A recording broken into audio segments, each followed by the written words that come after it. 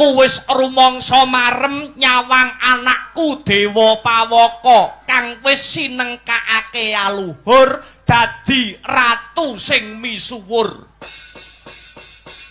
Sinuyudan mring sakehing Sentana lan Wadyabala arep menyang ngendini Wisanggeni. Kakang Antasena, piye le? Sakjane Kakang Antasena iki apa ora tanggap ing swasana to, Kang? Osik. Wisanggeni bisa kandha kaya mangkono iki nganggo dasar apa, nganggo wewaton sing kepriye? Kakang. Telung candra kawuri utawa telung wulan kepungkur. Pepundhenmu lan pepundhenku para Pandhawa ngrawuhi wujuding sarasean kang den adani dening Kanjeng Eyang Mahatma Bisma. Lah ing kono pepundhen Pandhawa dalah para Kurawa diklumpukke dadi siji. Kang Wasing Rembug, piye carane supaya netrah wiyasa ora cecungkrahan? Apa maneh, Kakang? Apa maneh yen nganti besok nyabrang getih paprangan Baratayuda Jaya Binangun? Kanjeng Eyang ing Talkanda Mahatmarsi Bisma bisa kagungan gagasan kang kaya mangkono kuwi mau? Krana Kanjeng Eyang ngrumangsani yen to Ngastina ngono bumi wutah darahe, bumi kelairane. Sakuse mangkono, Kakang, aning sarasean mau para Kurawa prasetya utawa janji yen to ora gantalan suwe maneh separone negara Ngastina bakal dibalekake marang pepundhen para Pandhawa. Nanging, Kakang, nanging ndak etung wis 3 wulan nganti saiki para Kurawa babar pisan durung paring katrangan babakan janji kang wis kawedhar. Lho, banjur karepe Wisanggeni kepriye? Wisanggeni duweni panemu kok nganti kedlarung-dlarung para Kurawa anggone ora bisa netepi janjine. Kurawa bakal tak elingke nganggo carane Wisanggeni dhewe. Kosik di, kosik.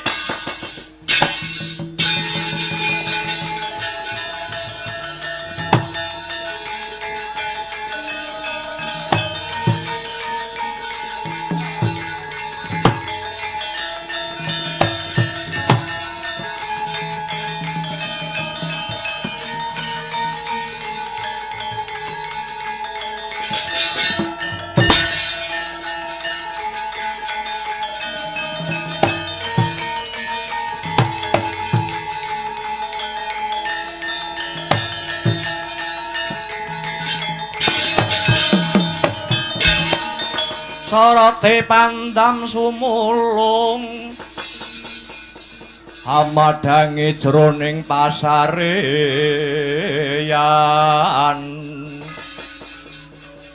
ngenani wadon remuramu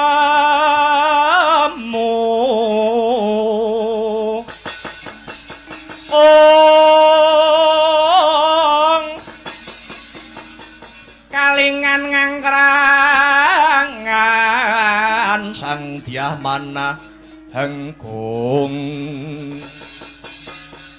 sumung keming guling sang kakung hangrerepa babu eman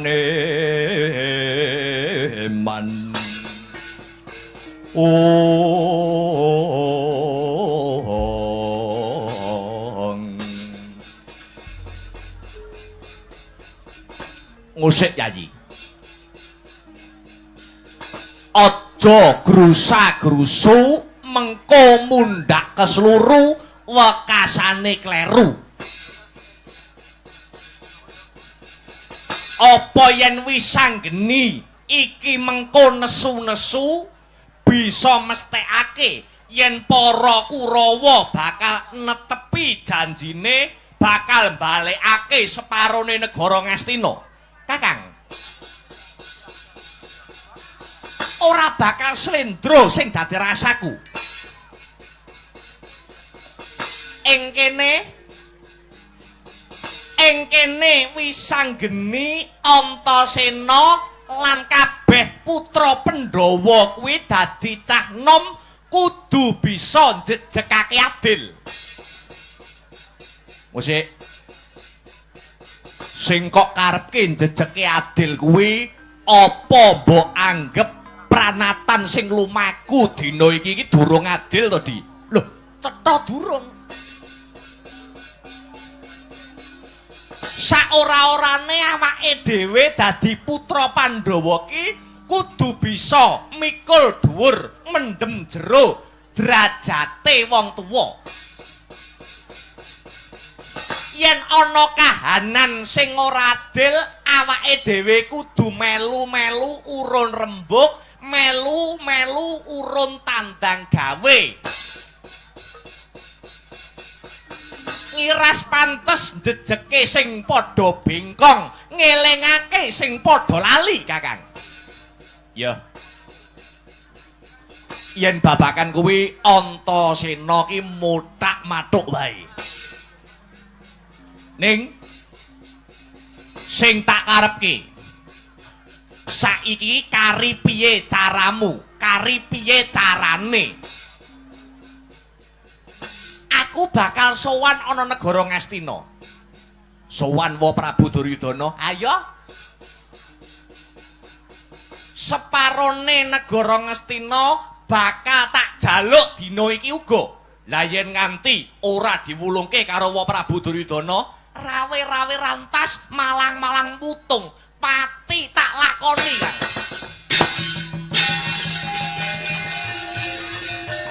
Bela salah.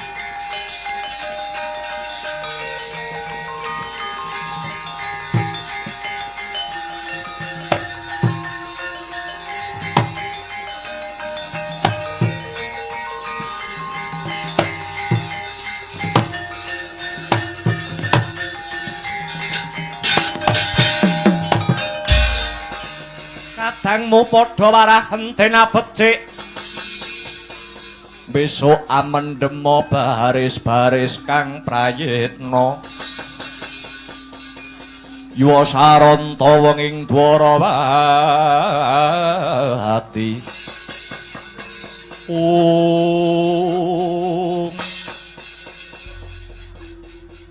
Piye mau? Mati mbok lakoni? Iya, Kakang. Oh, mati kodhok kowe mengko. Loh, mati kodhok sing mbok karepne piye? Senadyan Antasena ki bocah ndugal kepalang, ning aku iki isih kebak pitung ni. Yen nganti sing munggah stinggil Ngastina ki mung kowe, ora bakal rampung perkara iki. Lah banjur wis anggeni kudu kepiye? Prayoga putra-putra Pandhawa diklumpukne luwih dhisik. Mesanggrah ana ing Tegal Kurusetra. Nyusun kekuatan ngiras gawe giris para Kurawa. Yen wis padha sayek-sayeka kapti, putra-putra Pandhawa babakan wisanggeni bakal munggah ana Praja Ngastina ngelingke Siwa Duryudana, aku mesti wae bakal nyengkuyung saka mburi. Matuk lan sarujuk, Kakang. yen mangkono ayo enggal lon-lonan lumaku bareng kelawan Sintrang Samirana. Muga-muga gegayuhan kang luhur iki bisa nemu rahayu ya Kakang. Iya Yayi.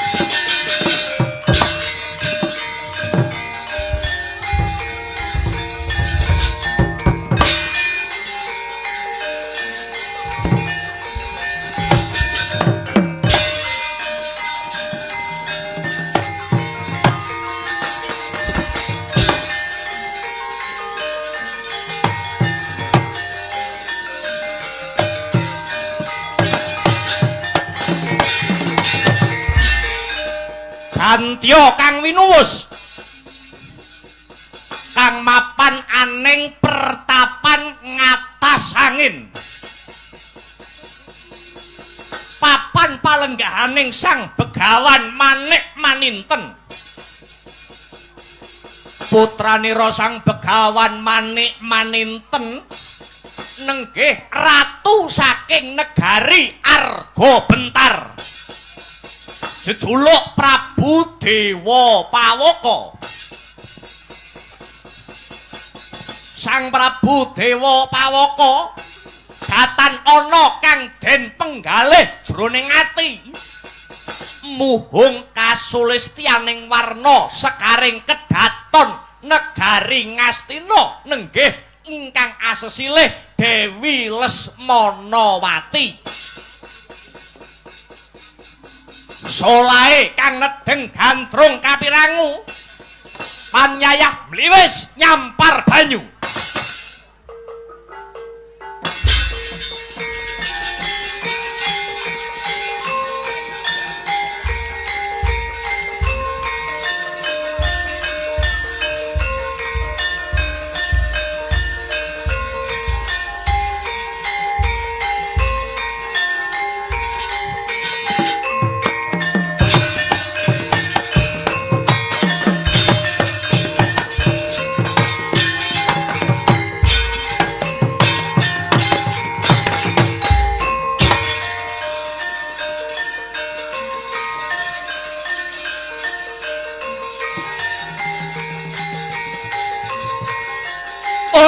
lah ya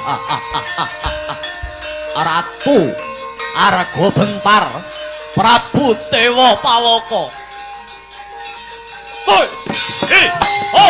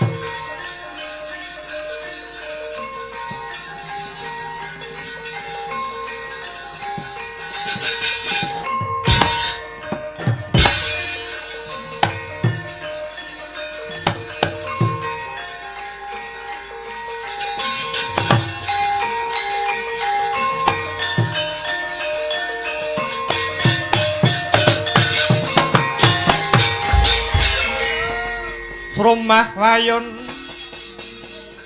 Sang Yaksendragara rupa mangeses kadyangen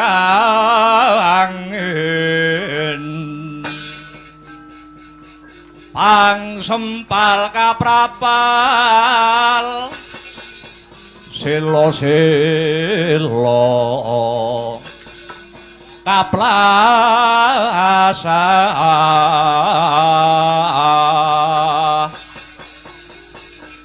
satu lumayu mangungsi kagiat kagodha kang jaga bumi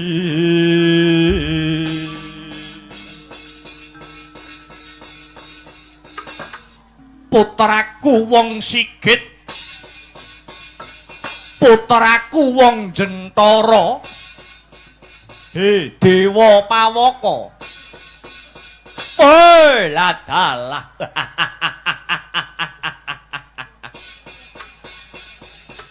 wonten timbalan ingkang adhawuh Kanjeng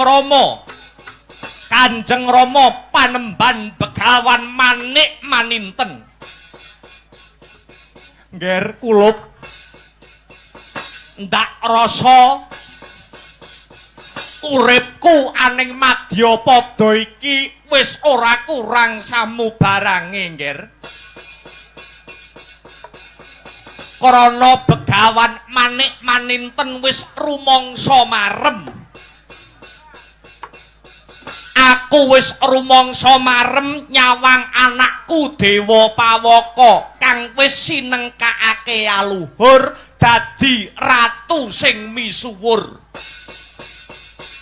sinuyudan mring sakehing Sentana lan Wadyabala ngger Dewa Pawaka mula pun bapa cukup mangas Rama aning pertapan ngatas angin kene wae nanging semune anakku Dewa Pawaka kaya duweni gembolaning perkara kang sinandhi matura kulup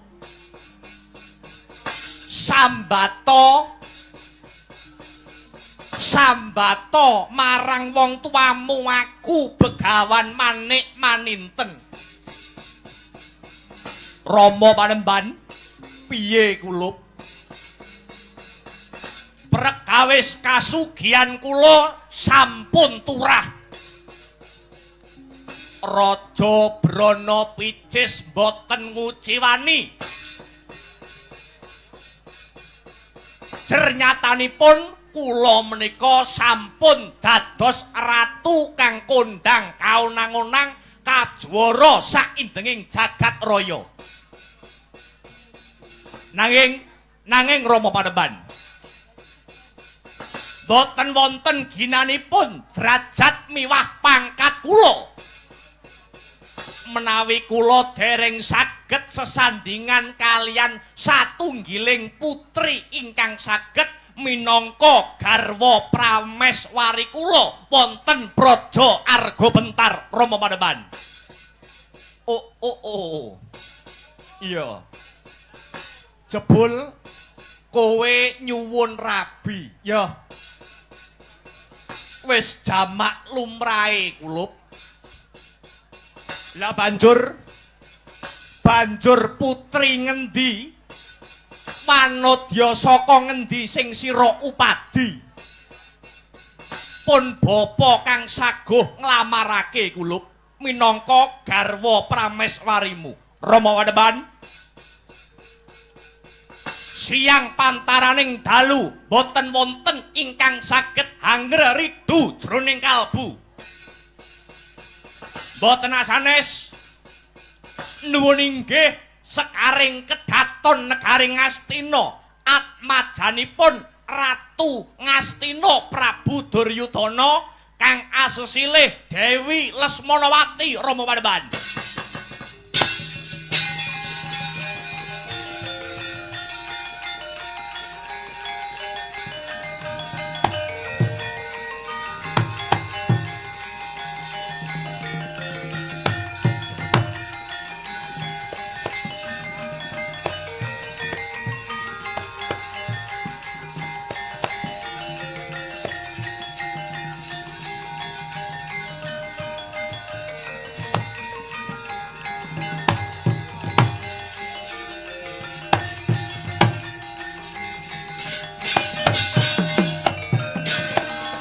Leng-lenging driya mangu-mangu mangungkung kanduhan rimang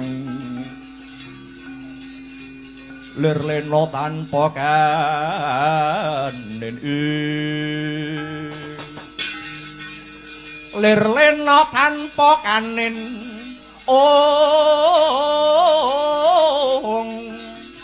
yen tantulusa yen tantulusa mengko sang Dyah Utama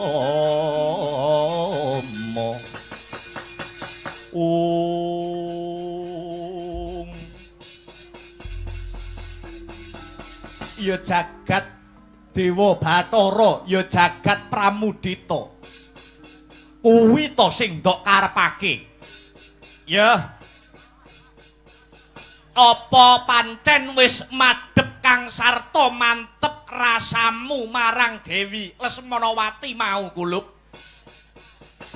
Rama binengkao jaja jinupuka jantung kula boten wonten tulisanipun wanodya sanes inggih namung Dewi Lesmonowati ingkang kuwawa jiret batin kula ngibaratipun widodari darat boten wonten sak kuku irengipun menawi kasanding kalian Dewi Lesmonowati kala wau Rama Panembahan. Dewi Lesmonowati ki apik-apike wong wedok ayu-ayune wong wadon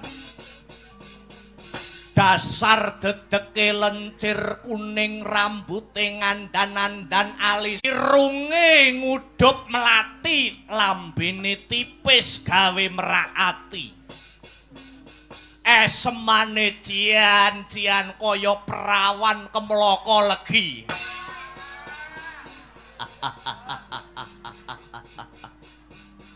ya pun bapa ora maido kulup wong sing lagi nandhang kasmaran iku ngibarate jagat wis ora ana sing disawang kejaba wong sing ditresnani la inggih no Ratu kondang Ratu sugih kok randang rabi eman-eman wong duwe kok nggur nguyuh ae ora ana musuhe eman-eman selak kaku no.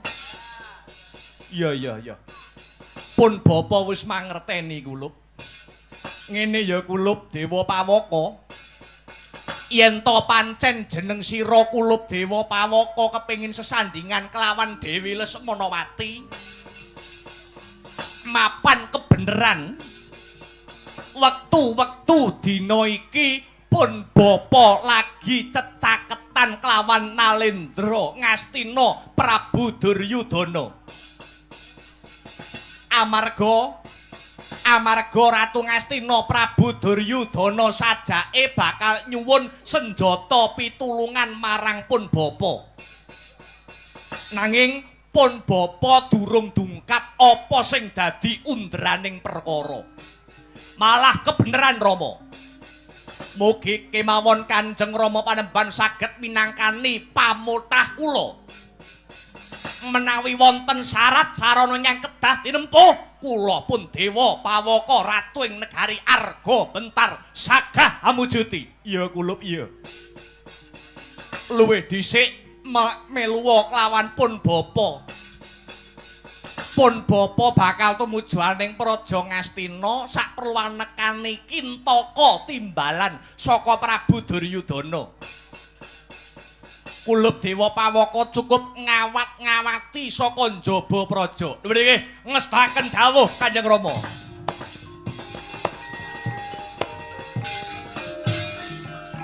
Putra Pandhawa tata gati wisaya Indriyaksa Sara Maruta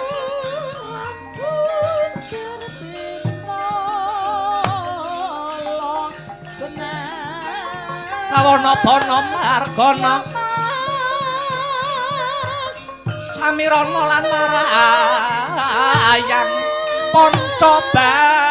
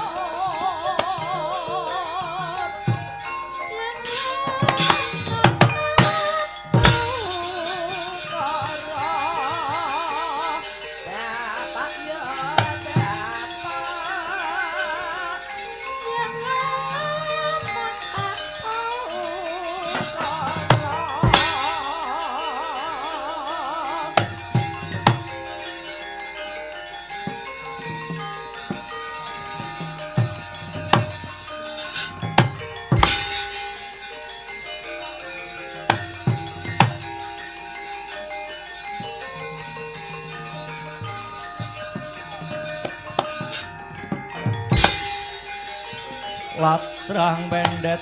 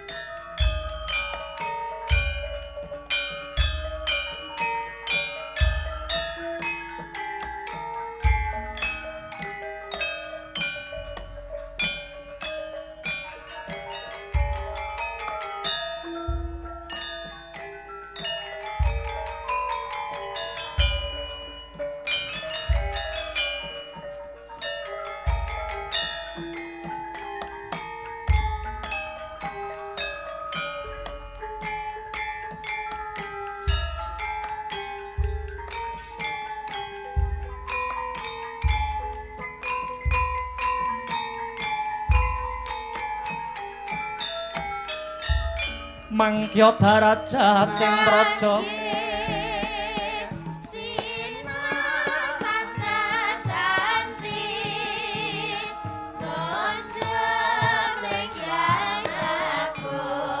Asa